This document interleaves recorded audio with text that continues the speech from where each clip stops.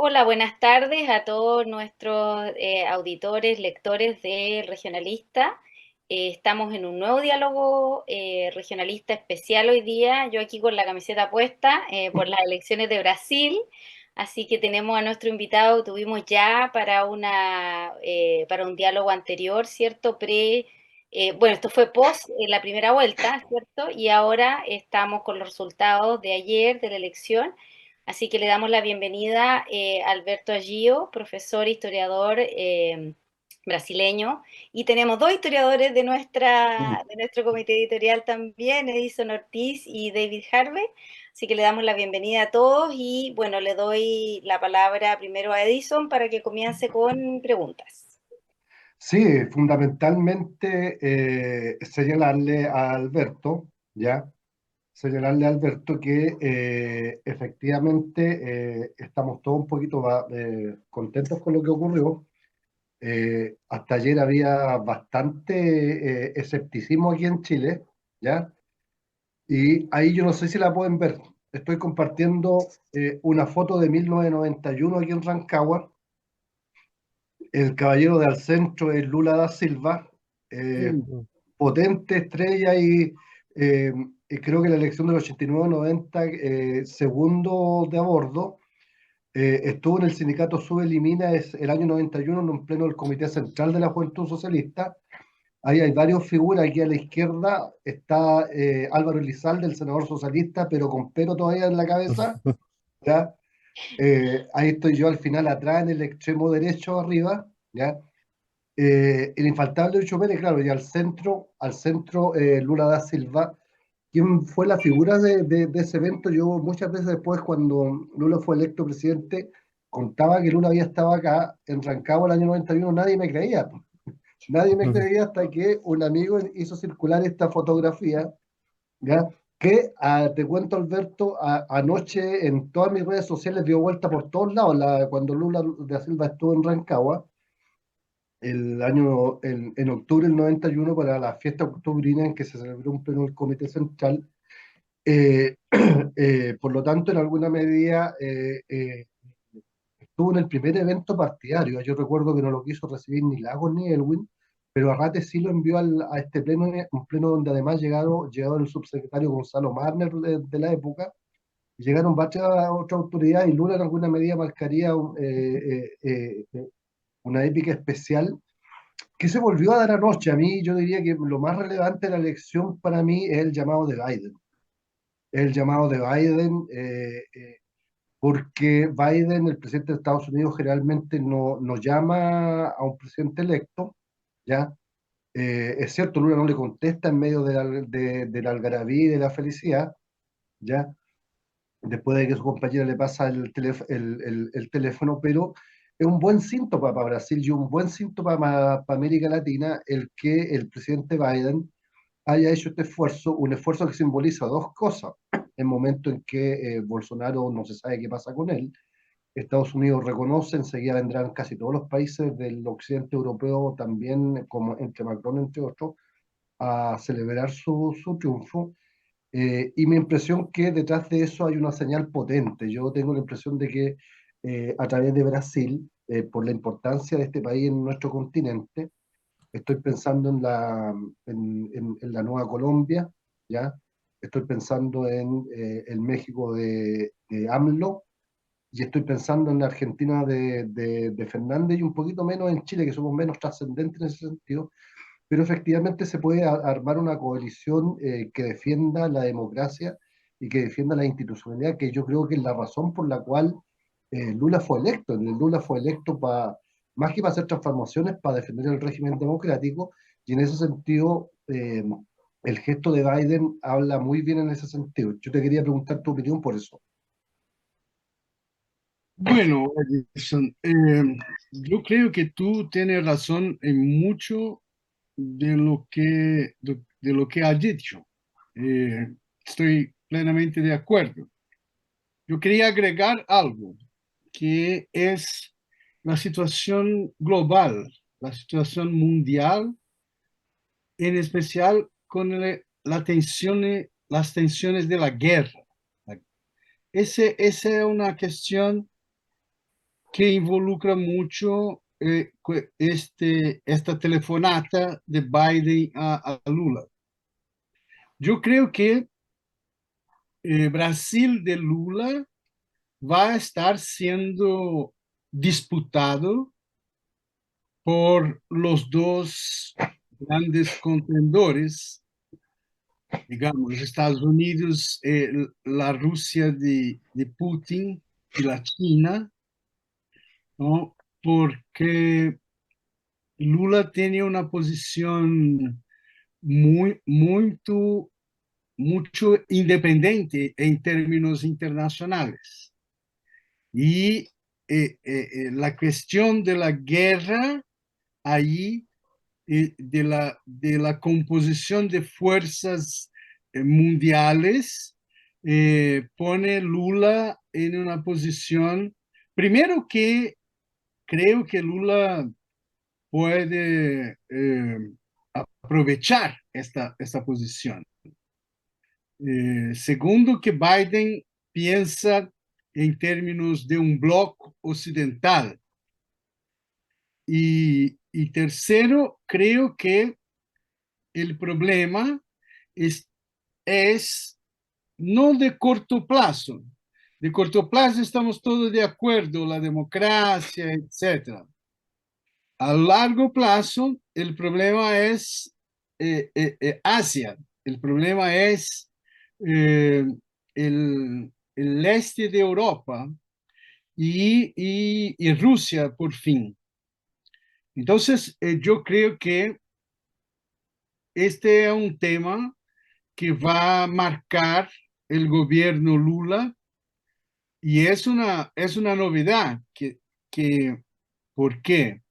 Porque los temas internos del país, la desigualdad, la cuestión digamos, la cuestión de la república, de la corrupción, etc. Esos temas siempre fueron centrales. Ahora yo creo que el tema mundial es un tema que puede, digamos, dar una nueva definición a este nuevo mandato de Lula. Yo pienso que va a ser una cosa importante de observar e incluso, yo creo, la relación de Lula con el Papa Francisco y la importancia de ese enganche con América Latina, con el Papa. Y el Papa es un actor político que creo eh, juega más por una estabilización global y no por una política norteamericana tipo bloque occidental. Entonces, creo que vamos a estar en esa situación y es un desafío inmenso para Lula, para Brasil, y creo que eh, también va a incidir en la composición interna del gobierno Lula. Todavía no se sabe muy bien, pero que sí, pero que no va a ser, no va a ser una política sur-sur, que era BRICS, etcétera, la política externa de Lula, pero no va a ser la política del bloque occidental. A ver, a ver, creo que tú tienes razón en todas estas observaciones. Lula es efectivamente un liderazgo, digamos, superior, pero ya está con 77 años. El tema de la sucesión se va a poner, ¿no? En el PT, en las fuerzas democráticas. Así que tenemos mucha cosa por adelante, ¿no? Estamos recién de la victoria, una victoria apertada, pero una victoria, digamos, brillante, una victoria vigorosa, fuerte, valiente, ¿no? No se puede decir que Brasil está todo con Lula, no está. Brasil está dividido muy profundamente. Va a ser una obra de arte de Lula, de las fuerzas democráticas, construir un nuevo cauce, un nuevo sendero de democratización y de recuperación del rol de Brasil en términos mundiales. David, ¿tienes alguna pregunta? Sí, yo quería profundizar un poco más esos temas en cuanto a los cambios que se vieron entre la primera votación y la segunda, que la distancia entre los dos candidatos se iba acortando, que la primera vuelta Lula estaba por encima por más o menos 5% y en la segunda vuelta era menos de un 2%, lo cual implica que una mayoría, o por lo menos gran parte de los que en primera vuelta no votaron ni por Lula ni por Bolsonaro, estuvieron con Bolsonaro en segunda vuelta.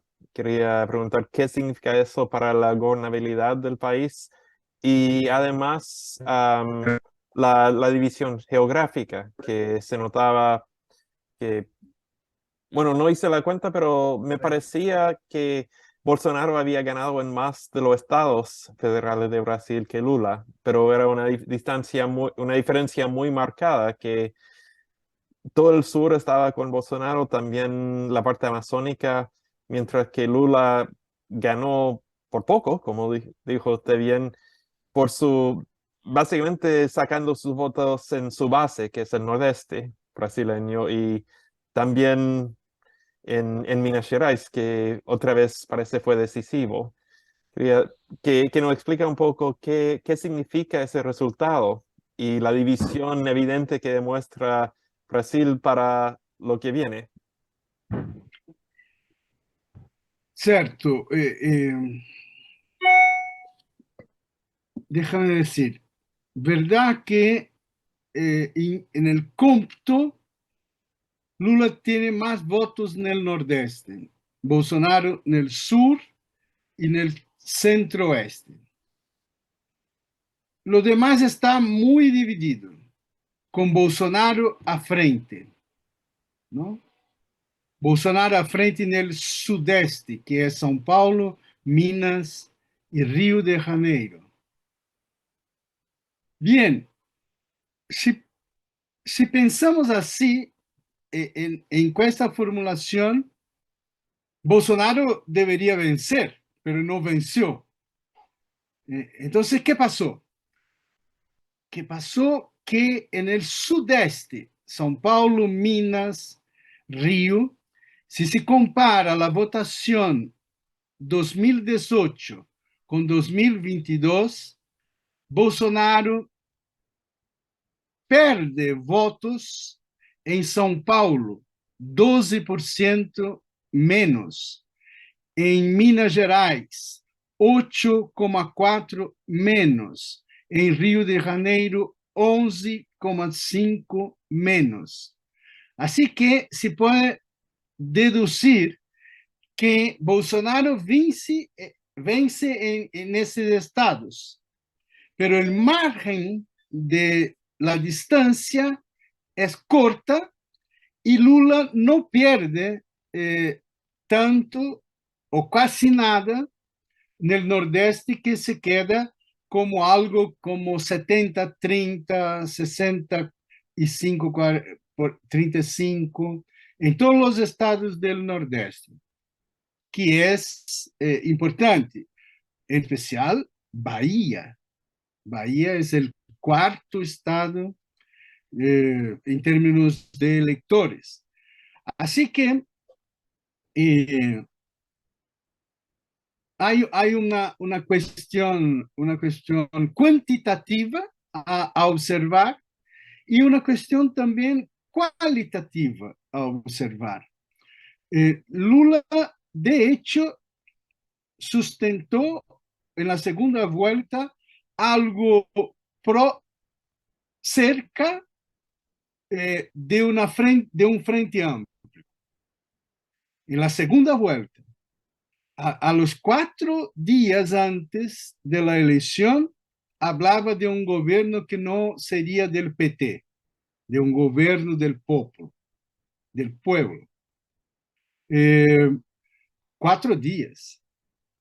O sea, Lula permaneció casi todo el tiempo en la misma estrategia de se sustentar en el apoyo de la memoria de sus gobiernos anteriores y no en un proyecto futuro. Al final, la segunda vuelta, sí, a pocos días. Entonces, es interesante observar cómo los sectores un poco desgarrados del centro político que acabó viviendo un proceso de inorganicidad profunda, estos sectores van a se dividir entre Lula y Bolsonaro. Entonces, por ejemplo, el gobernador de São Paulo y muchos políticos del PSDB, del Cidadania, etc., en São Paulo, donde venció el candidato bolsonarista Tarcísio, del Partido Republicanos, y perdió a Haddad del PT. São Paulo fue para Bolsonaro. La cúpula política fue para Bolsonaro. Pero lo que está clarísimo es que la base social no fue. La base social se mantuvo y Lula venció en la capital, en São Paulo, la ciudad de 11 millones de habitantes. Lula venció. Y de hecho, en mi barrio que es Vila Mariana, en São Paulo, la votación es expresivamente la de Brasil, 50,9, 49, idéntica, ¿no? Entonces, en la calle se veía eso integralmente, cómo estaba la división. Entonces, verdad, hay una interpretación, ¿no? Que estábamos en una polarización. Con Bolsonaro y en la elección se avanza, entre comillas, de una polarización a una división. Ya es una división. No hay posibilidad en el proceso electoral.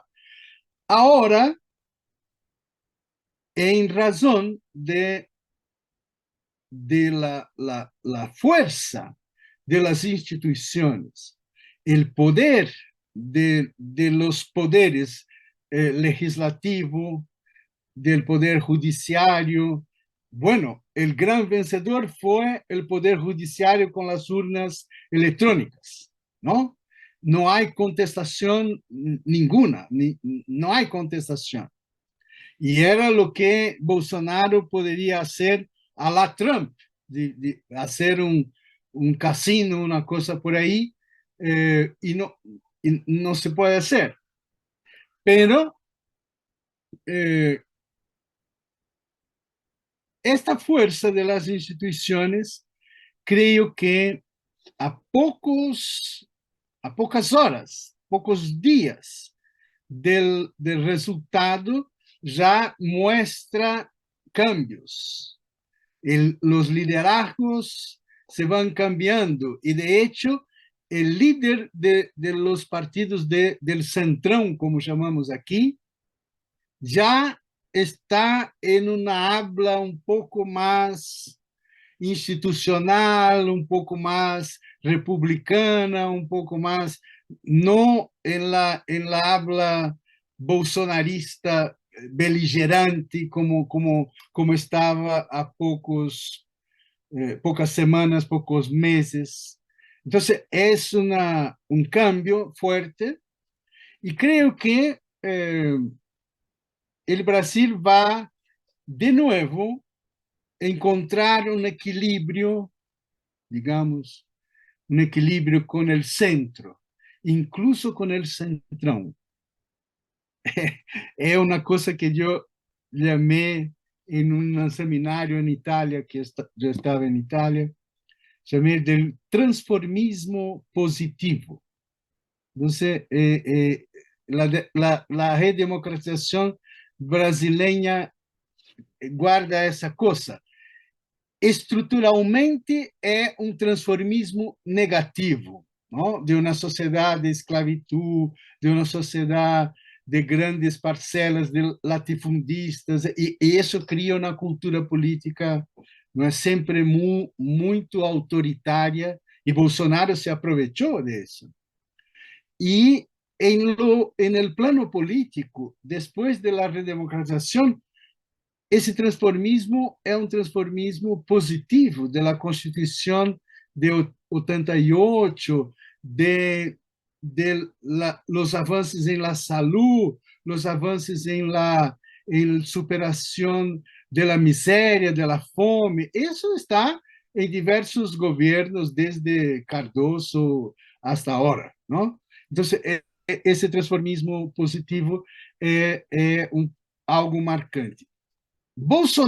Com Bolsonaro, esse transformismo positivo seria cancelado, seria blocado, seria impedido.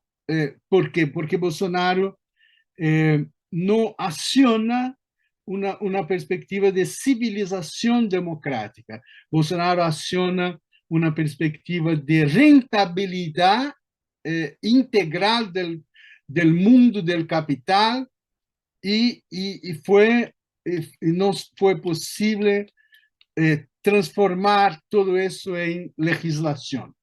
Entonces, y ahí estamos. El Brasil es un elogio a Gramsci. Brasil es un elogio. Estaba conversando con los italianos y los italianos me decían eso, que es un concepto muy interesante, esa cosa del transformismo positivo, pero que en Italia la práctica es desastrosa. Bueno, en Brasil, por una parte, sí, también, ¿no? Porque no alcanza a vencer rápidamente lo que es estructural de una modernización autoritaria. No alcanza, no es una revolución democrática, es un transformismo. Esa es la cosa. Y creo que Lula es un personaje que muy sagaz, muy atento, y es capaz de pensar eso, ¿no? Nosotros que hablamos de esas cosas intelectualmente, Lula hace políticamente, digamos, y espero que siga, digamos. Yo estoy más optimista, Edson, que al final en 2002, 2003, ¿no? El periodo inicial del lulismo, yo estaba muy pesimista. Yo creo que ahora Lula y el PT también se dieron cuenta de que esa cosa no va a ser de un único actor, ¿no? No puede ser. En ese sentido, Alberto, es interesante porque Lula en su discurso inaugural inmediatamente dijo, o sea, su discurso de triunfo, digamos, lo inaugural, dijo que este no era un triunfo del PT, inmediatamente lo dijo, ¿no? Y le dio además las gracias a la candidata que le dio los votos, ¿no? Simón, inmediatamente le agradeció por sus votos. Y a mí me da la impresión de que Lula ya tiene muy claro el panorama de que él tiene una situación adversa en el Congreso, que no va a ser fácil, y que su gobierno va a tener que ser un gobierno de coalición. Y como dices tú, Lula tiene y se hizo conocido justamente por el poder que él tiene negociador, porque él es un político, él de tomo y lomo, él sabe negociar, sabe manejarse en los círculos políticos. Entonces, me llama la atención eso que dices tú de que estás más optimista que el 2002, ¿no? Que en esta elección estás... Yo estoy al revés, porque yo pienso la situación adversa que tiene Lula versus que en ese momento él tenía una situación económica de boom de los commodities, que fue lo que le permitió a él la bonanza económica, sacar tanta gente de la pobreza, todos los programas sociales que puso, que yo no veo cómo ahora él restituye eso con la situación económica que tiene el mundo y que obviamente Brasil le repercute igualmente. Entonces, me gustaría que nos dieras tu perspectiva en ese sentido. Entonces, yo estoy de acuerdo con sus observaciones. Es una, yo estoy más optimista, no por el éxito, por una situación triunfante de Lula en su nuevo gobierno. No, yo estoy más optimismo porque Brasil puede salir más equilibrado en los actores, en los sectores económicos, en el equilibrio de poderes. Ese proceso transformista es un proceso siempre muy longo, muy, ¿no? Que debe durar mucho tiempo. Y creo que los personajes que radicalizan su posición desafían mucho este modelo, esa cosa que al final se construyó en Brasil. Es un hecho histórico, ¿no? Un país que no tiene revolución y no tiene posibilidad de revolución, ¿no? Así que, vea, un Paulo Guedes, que es el ministro de Bolsonaro, es un pinochetista integral y no puede implementar sus proyectos puro sangre, la pura sangre, así como la izquierda del PT, etc. Entonces, yo pienso que sí, la situación es mucho más complicada. La idea de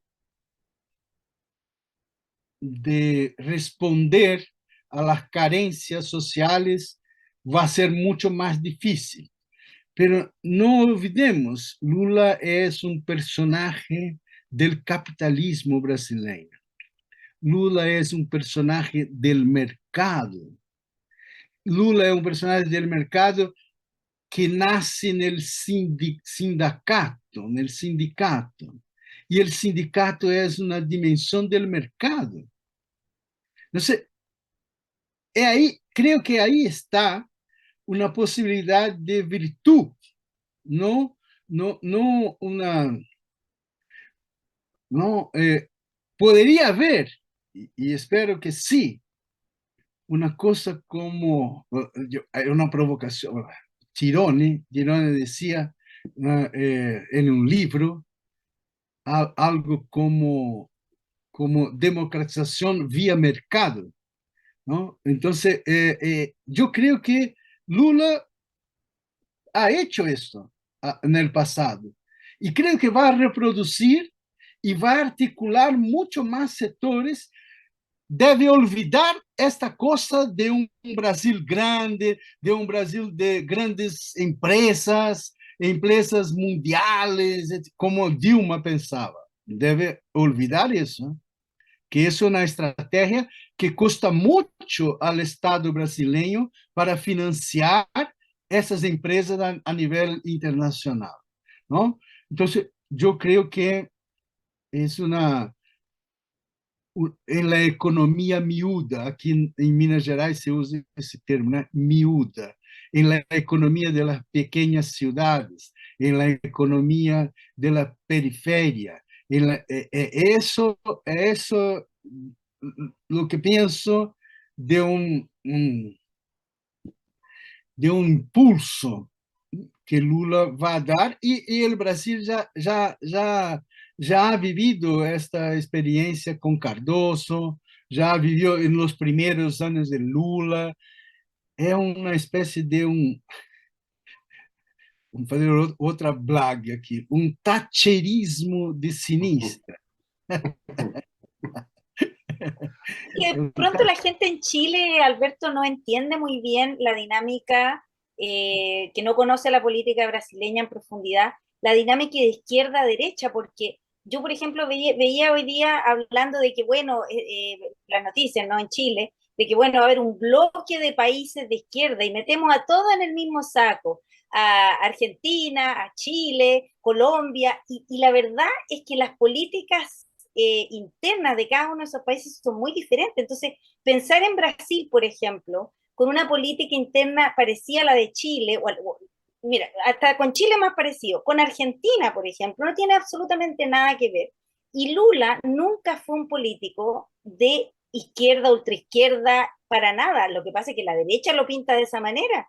Pero Lula, de hecho, se conoció, como decías tú, en sus gobiernos por una política totalmente capitalista, keynesianismo, lo destacaba el Economist en su época, para nada una política económica ni siquiera socialista, ni siquiera cerca de algo por el estilo. Entonces, de repente se pierde esa perspectiva de que en Brasil no existe esa extrema izquierda, Lula no es parte, o sea, sí existe, hay grupos muy chicos, pero Lula no es un líder de extrema izquierda, cuando mucho de centro izquierda, ¿no? Entonces, eso es importante apuntarlo también.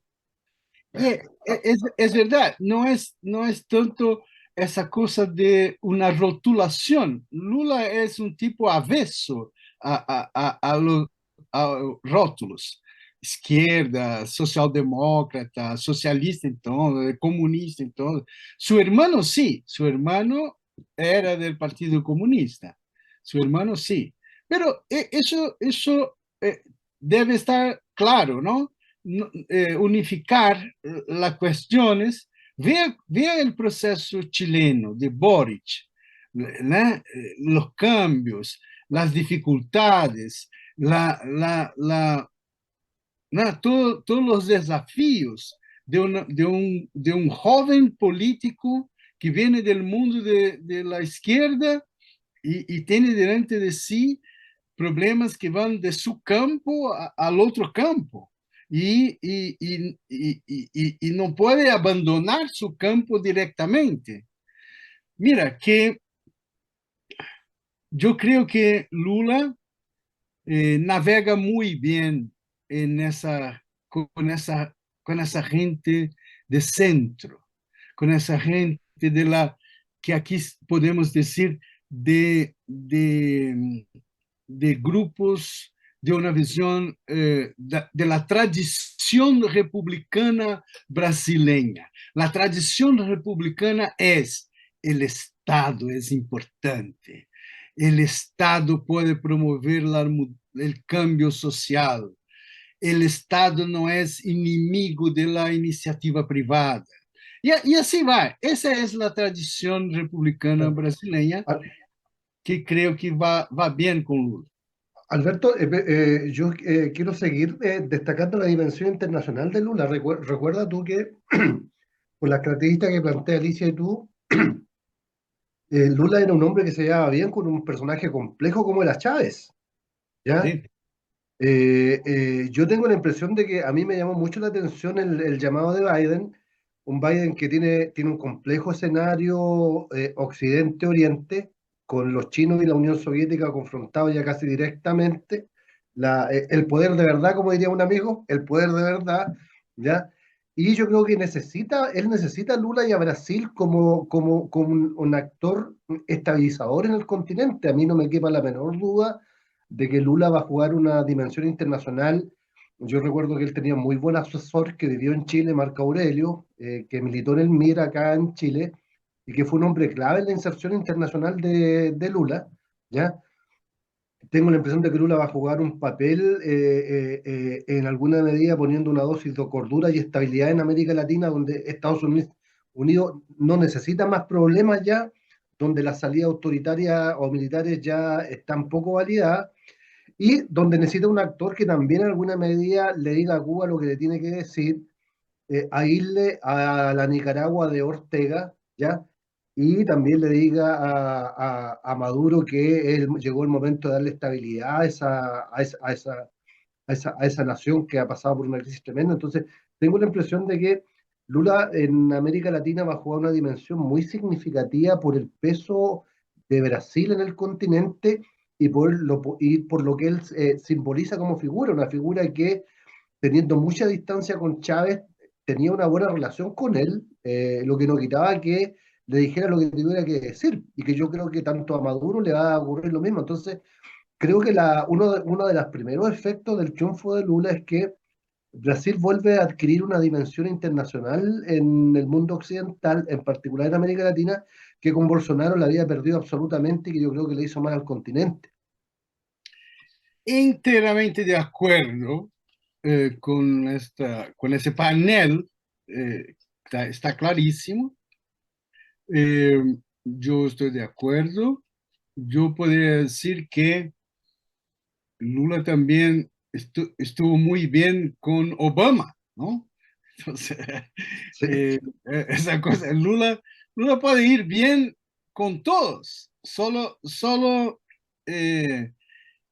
ojalá que Lula pueda jugar un rol que tú mencionas de una América Latina más equilibrada, de una América Latina que ponga las utopías en un cajón con capacidad de gobernar las mentes, ¿no? Y no como un impulso vital que es como fuera en el pasado. Entonces, eh, yo creo que Lula, si juega un papel así, va a deshacer la, la relación con Marco Aurelio García, que ya se murió, ¿no? Y Marco Aurelio tenía esta visión de que el papel de Brasil era integrar en las posibilidades de la unidad latinoamericana jugar un papel mundial frente a Estados Unidos. Esta era la visión de Marco Aurelio. Y yo creo que eso se va a superar. No se puede saber muy bien, yo estaba hablando de eso al inicio, no se puede saber muy bien cómo va a ser. Yo creo que más autonomía de Brasil, no se involucrar tanto en esa cuestión del bloque occidental, pero no perder contacto con eso. Creo que ahí Europa juega un papel importante, que es el contrapeso a Estados Unidos. Pero el problema es que por la guerra de Ucrania,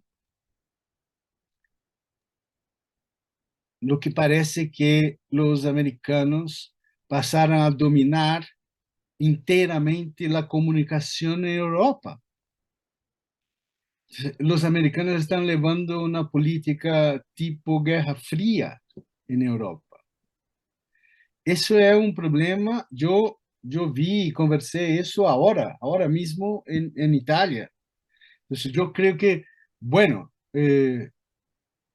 no se puede, eso va a tener reacción. Vea cómo es complicado. La Meloni en Italia, la Meloni sería una persona tipo Orbán Putin, pero la Meloni es una occidentalista. La Meloni tiene esa cabeza del atlantismo. Entonces, es una fascista extraña, rara. Es una fascista que es un fenómeno. Es un fenómeno para, ¿no? En cuanto Bolsonaro es un despreciable, un ordinario, etcétera, la Meloni no. La Meloni es otra cosa. Son actores distintos, ¿no? Actores que están en nuestro mundo, ese mundo de un conflicto social mundial, que importa lo que hace Xi Jinping, ¿no? El Congreso del Partido Comunista Chileno, aquella escena complicada del líder, ¿no? Antiguo líder chino sendo deslocado del Congreso y a autoridad de Xi Jinping. Ahora, Xi Jinping tiene una visión muy interesante sobre Europa. ¿No? Es una cosa que poco se sabe del reconocimiento de que China no es universalizable en términos de cultura, de civilización. y que Europa tiene sí una visión de universo, de humanismo, etc. Então, ou seja, estamos mais para um multilateralismo que Lula pode jogar um papel importante que ultrapasse o latino-americanismo como ideal utópico, como uma consigna ideológica e que seja um protagonista real deste conflito mundial que existe de maneira latente e que é por la política que se vai ter que andar, não? Y yo creo que tú tienes razón en esa cosa de Maduro, de Nicaragua, pero bien, Boric habla cosas importantes en ese tema, pero y eso no ¿qué hace? Es un problema. Lula es muy sagaz, no va a dar ese paso de se antepor a los otros por cuenta de Biden. No va. No va a hacer eso. Entonces, es un error. No, no es un error, pero ¿qué va a hacer? Es la incógnita. ¿Qué va a hacer? Entonces, yo creo que en el primer discurso que mencionaba, Adélia, no me equivoco, Alicia, Alicia, en el primer discurso es interesante observar que Lula ya piensa en hacer un discurso como ayer, que es un discurso de posesión, no es un discurso de victoria, es un discurso de posesión, de tomar posse del poder con las elecciones. ¿Por qué? Porque no se sabe qué va a hacer Bolsonaro. No se va, Hasta nada, ahora no tenemos noticias, ¿no? De Bolsonaro, no, porque nada, tampoco nosotros. ya está Solo, callado. solo tenemos noticias de los transportistas haciendo el paro en las estradas, ¿no? Especialmente en el sur, donde venció Bolsonaro, pero no solo en el sur, en el centro oeste también. Entonces, creo que estamos por ahí. Eh, eh, bueno, un optimismo de la razón, mencionando otra vez a Gramsci, es un optimismo de la razón. David, ¿alguna pregunta final? Porque ya estamos ya en los últimos minutos. Sí, yo quería preguntar sobre un tema que yo creo que nos interesa a todos, que es el tema del medio ambiente, que es una cosa que llamó mucho la atención, que era muy preocupante en la época de Bolsonaro, era la aceleración de la destrucción de Amazonía y el impacto que eso puede tener en el cambio climático global. ¿Cómo ve usted que esa temática cambia ahora con Lula de vuelta al poder? Que sobre todo que puede haber cierta tensión entre protección del medio ambiente y promoción del desarrollo, que también es importante para el PT y para sus seguidores. Sí, yo creo que Lula fue muy claro en el discurso de posesión, que la posición es de que la Amazonía brasileña es una cuestión global, no es solo una cuestión brasileña, no es solo una cuestión económica, es una cuestión planetaria y el gobierno brasileño hay que cuidar. Y de hecho, inmediatamente la reacción de los noruegos, de los franceses, etcétera, respecto a ese tema son todas positivas, ¿no? Tensión va a haber y no hay cómo no haber. El desafío principal es cómo ganar los sectores sociales del agrobusiness brasileño. Creo que ahí Simone Tebet es una figura importantísimo, porque ella es de esa gente, pero es una demócrata y probó eso en su participación como candidata y en apoyo a Lula. La izquierda brasileña tiene una visión muy, muy atrasada del tema agrario. Guarde, veja, que Lula no mencionó el MST en el discurso. El MST, ni los liderazgos de MST, nada, para nada. Entonces, ultrapasar esa visión, digamos, atrasada del agro y conquistar la parte económicamente más exitosa de la sociedad brasileña, un éxito que combina, ¿no?, economía, innovación tecnológica, ecología. Ese cuadro es el desafío de Lula y creo que ellos están dispuestos a enfrentar. Estaba lá en el palanque Dilma, un poco aislada así, y estaba Marina Silva, que es una protagonista de este tema, pero también es una protagonista un poco, digamos, un poco estrecha, pero existen sectores como el vice de Lula, que es Alckmin, que es un hombre que viene del PSDB, del centro y de la relación muy buena con los empresarios y los empresarios del agro. Entonces, ahí hay un desafío. Y nosotros, yo estuve ahí conversando mucho con un especialista aquí en São Paulo que se llama Vinícius Miller, que tiene tesis muy interesantes, digamos, la tese dele de superar a visão econômica de Celso Furtado, que é de los anos 50, 60, e pensar o Brasil em um novo contexto.